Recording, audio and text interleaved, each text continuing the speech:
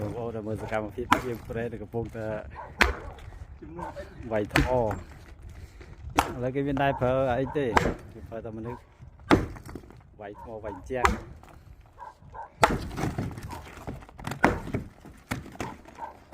លុយសុតទៅហើយ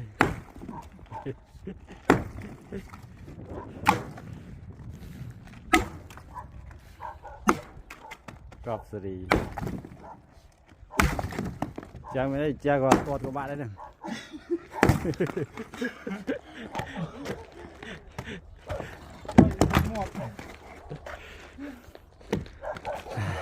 នេះ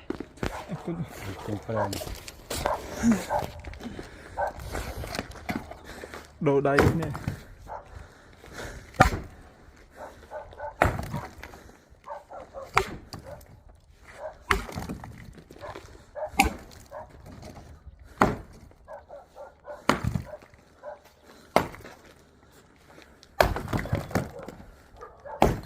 20 នាទីស៊ីបាន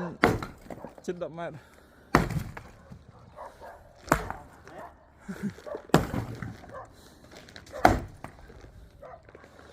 បានអស់សម្រាប់ហ្នឹង